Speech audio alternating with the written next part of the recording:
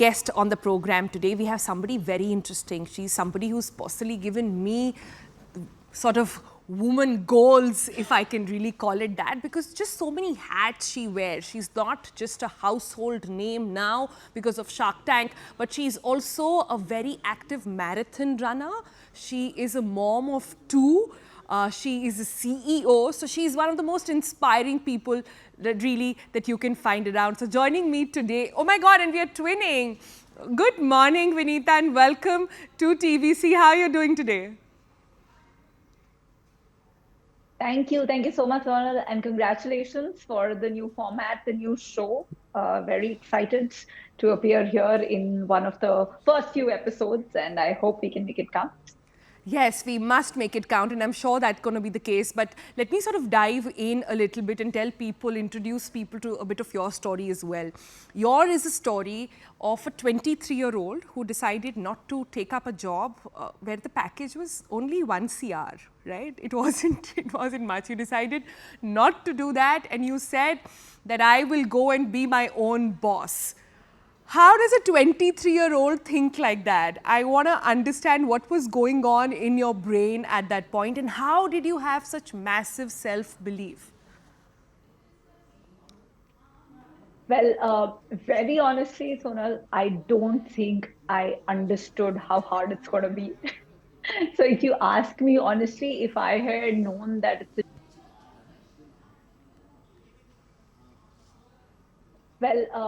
very honestly, Sonal, I don't think I understood how hard it's going to be.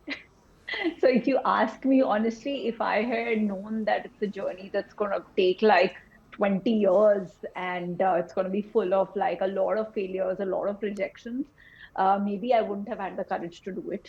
But you know, when you're 23, the good thing that happens is that there's a lot of bravado, and you have a lot of self-belief. And I just assume that it's going to be much easier to build your own business. But in hindsight, when I look back, I think no career is easy, whether you start your own business or you want to be world class in anything that you do. It does take 15, 20 years. It takes Wow. a lot of risks. It takes a lot of consistency and showing up every single day, even in the face of rejection, failure, and you know sometimes um, uh, a lot of stress around what the hell am I doing with my life. So I think I went through all of those journeys, but luckily most entrepreneurs have this bias for action where without really thinking about what the risks in this were, I jumped into it. And the first 7 years were really, really hard because it was one failure after another. And, you know, it's Yeah. something that they don't teach you at business school, like really how to run a business, because they can't. Every day is like a new story. But I think so, you know, I don't give myself a lot of credit for having the courage to start up back then because it wasn't thought through. But I do give myself credit for hanging in there for 17 years through those failures and showing up every single day for my consumers, even when there was no money left in the bank account, and you know I didn't know how I would pay the next month's salaries. But even on those days, I showed up, and I think that's what really matters: just Yeah. showing up every day, decade after decade. And when you're in your 20s, you think 20 years is a long time. But actually, most careers get built if you want to do something world class over a 20-year period. And it's Wow. important to have that patience. And not just as an entrepreneur, but as anybody who's trying to be really good at something, it's important to stay consistent, be patient. So yours is clearly a story of perseverance and grit, and that is now becoming a theme on TBC. We had Rohan Bopanna yesterday, and he also said it took him 20 years to become world #1, but he kept at it. He fought through age, he fought through a lot of challenges to ensure that he get there. But you know, this is what I hear a lot of entrepreneurs talk about. They say that it is about showing up day after day. But can you share some tools perhaps on how exactly do you do it? Like, what's your pick me up? If I'm somebody who's starting up and I'm feeling really down and out, I feel this is it, I've hit rock bottom. Can you share with us what do you do at that moment? Yeah. Yeah, I think when you are in your 20s, it's all about like milestones, right? You're really thinking about, oh, I'm gonna get like my valuation's gonna be this much. I'm gonna get to 100 crore. I'm gonna get to a bigger office. I'm gonna get a big car. I'm gonna have a house. It's all about you're thinking about milestones, but you realize eventually that it's actually, no matter how cliched it sounds, but it's really the journey that matters a lot more.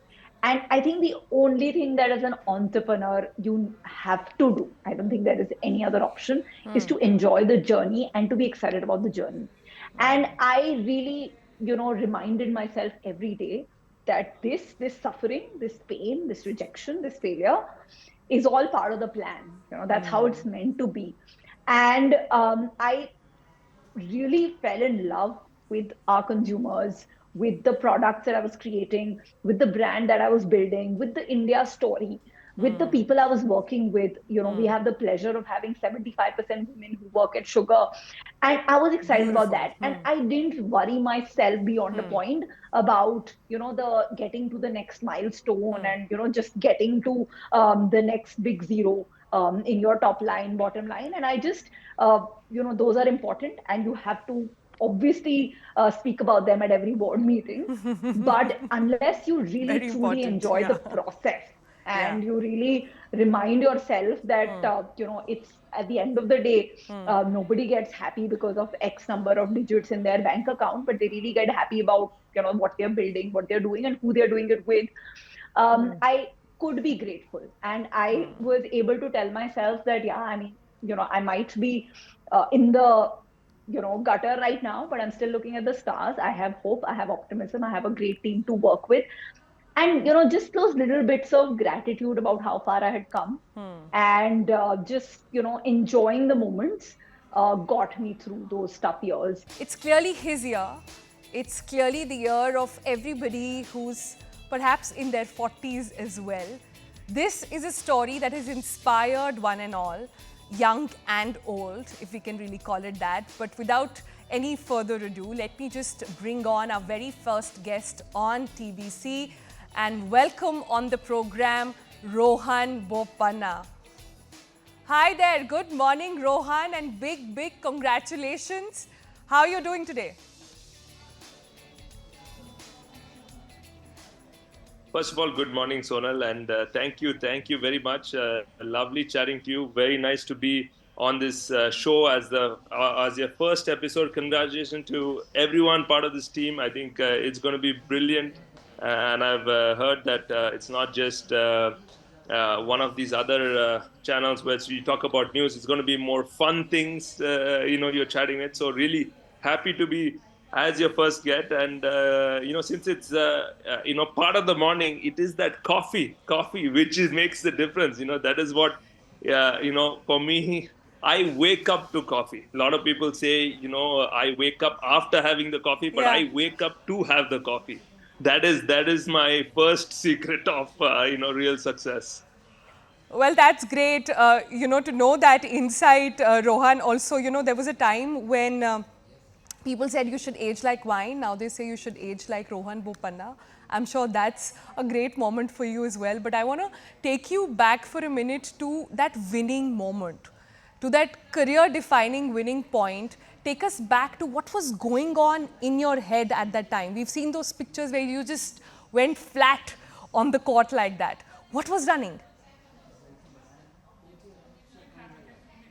No, I think it was amazing, proud feeling, and most importantly, I mean, there was, you end up carrying this feel like you're carrying a burden of, whatever there is.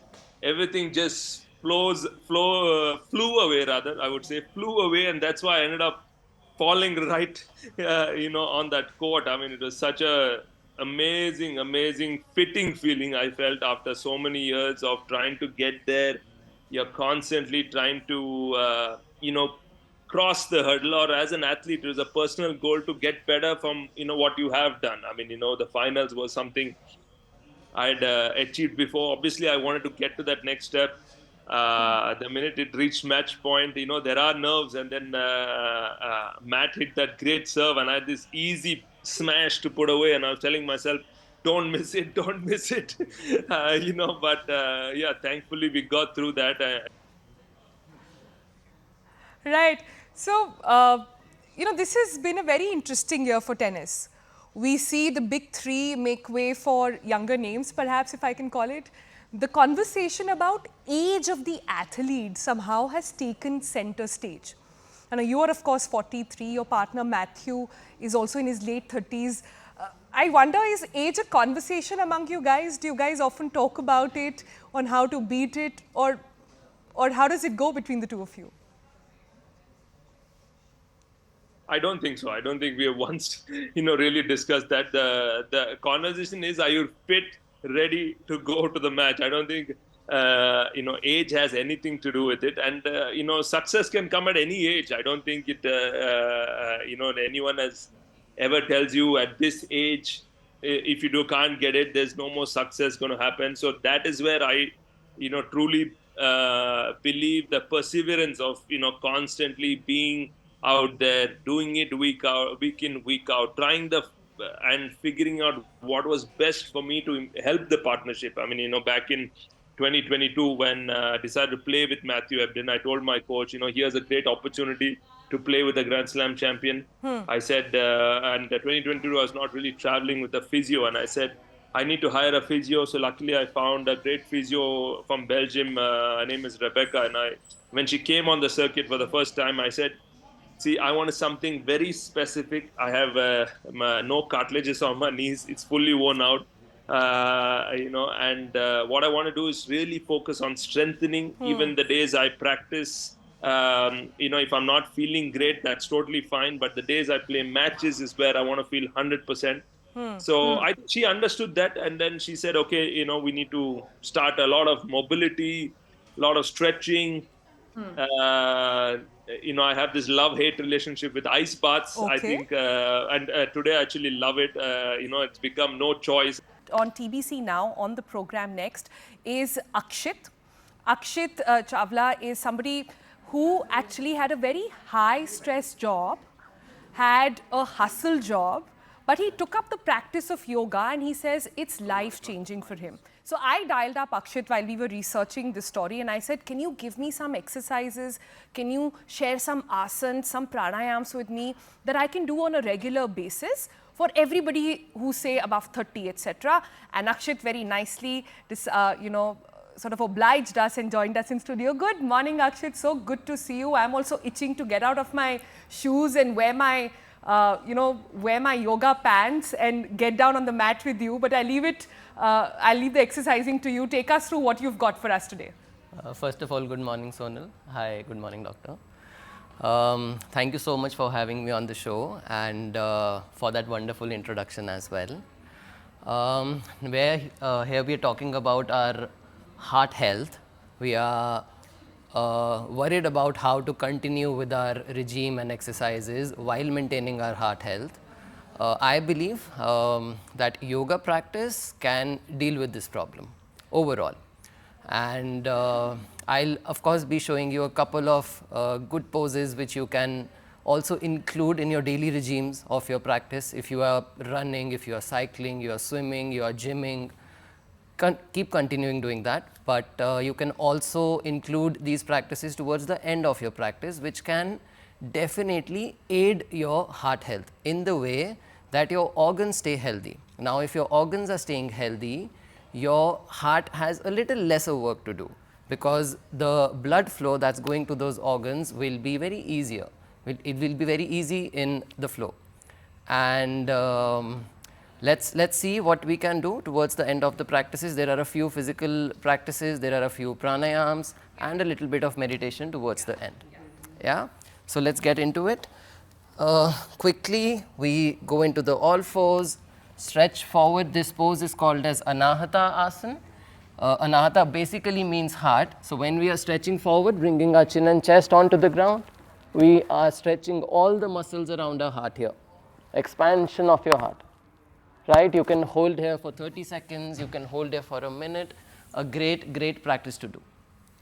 The next pose that you can do is called as a Janu Shishasana, where you fold one leg, you hold your leg, open up, and slowly do a side bend and try to look up.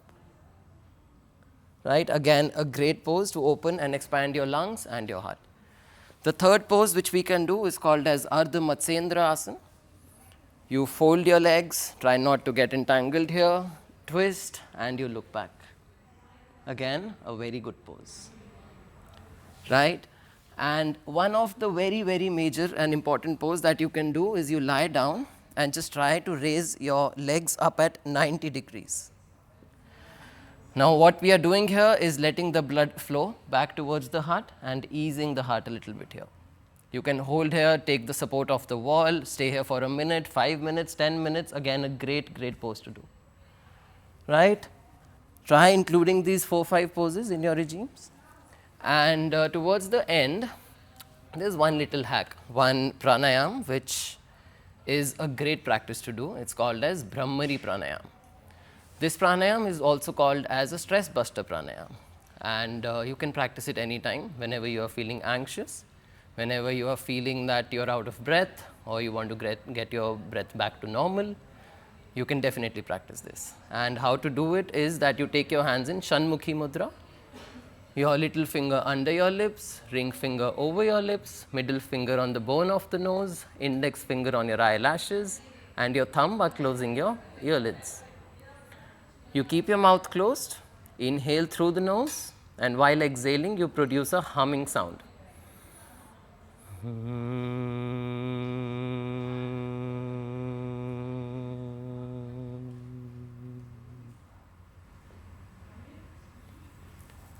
And relax. You can do this 10 times, 12 times, and you'll instantly see how calm you have become.